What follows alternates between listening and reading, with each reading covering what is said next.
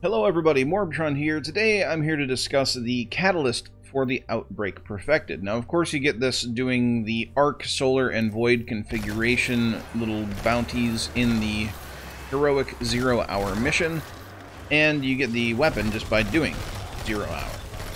So what does the catalyst do? Well, first we need to start with what the weapon does. The weapon, when you are killing or shooting enemies, if you get enough body shots on them, nanites will spawn, and they will attach to your target, causing your bullets to do more damage. The nanites themselves do a little bit of damage, but nothing really all that noticeable. What the catalyst does, the only thing the catalyst does, there is no stat boost on this catalyst, is when you kill an enemy that have nanites attached to it, additional nanites spawn versus not having the catalyst. And I can say that it might not be doubled, but there are noticeably more nanites flying through the air going after your targets with the catalyst active. Also, the nanite damage themselves is increased, but you need to make note here that your bullet damage per nanite is the same.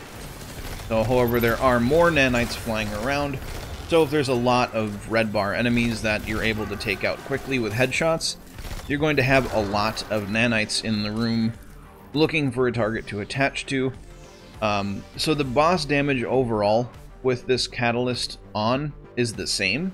It doesn't make the damage ramp up any quicker, and it still gets the job done though. This primary is very, very deadly for bosses, and this primary with the catalyst on it is even more so now for red bars and majors with the catalyst active. You'll see there's a lot more nanites flying through the air. The nanites themselves do about double the damage that they did without the catalyst, which is very powerful for taking out red bar enemies. And majors as well, there's more nanites flying through the air once you kill one of them, so having more nanites just means that your damage is going to ramp up quicker that way. Now, if there's a bunch of red bar enemies surrounding a boss, chances are you're going to get more nanites attached to that boss quicker, so your damage actually can ramp up quicker. Now, what this exotic doesn't really buff the weapon out of the realm of being, kept in check for its power level. You can say that it's not overpowered, this catalyst.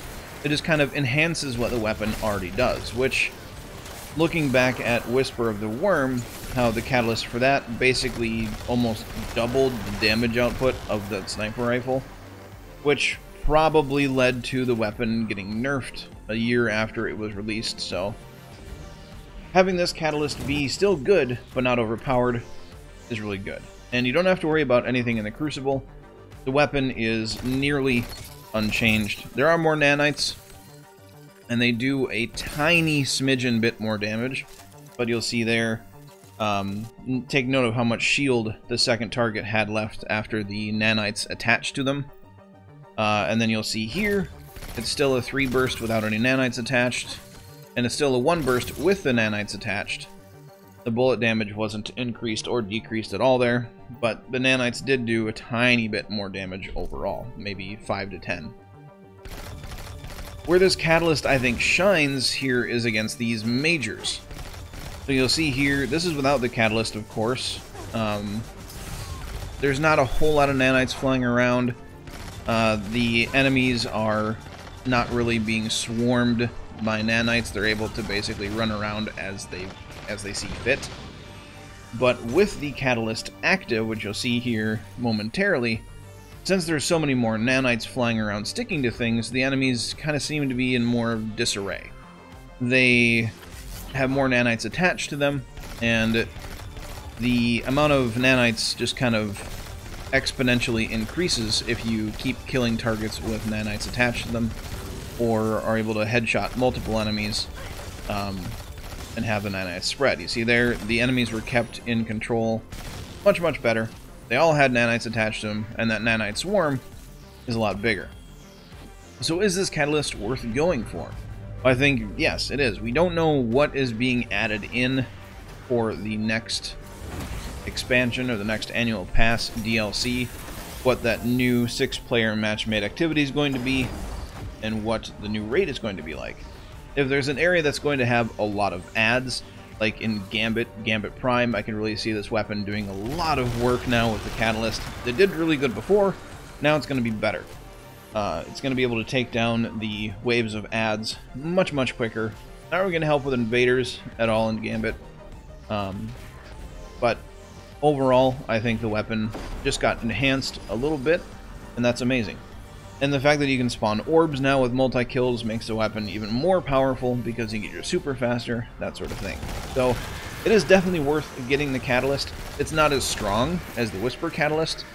And make note that I only compare these two because they are the weapons from the secret missions that had to be discovered. So the Whisper Catalyst was stronger and still kind of went along with the weapon, but just flat out increased the damage. The Outbreak Perfected Catalyst enhances the weapon's traits and what it has already, which really makes sense, and I gotta say I like the Catalyst. So there you have it, folks, my review. It's worth it, it enhances it, it makes sense, and it's gonna make the weapon deadly against red bars and majors. If you want to support this video, hit that like button, follow or subscribe if you're new, but do not forget to have a good day, everybody, and I will catch you all next time.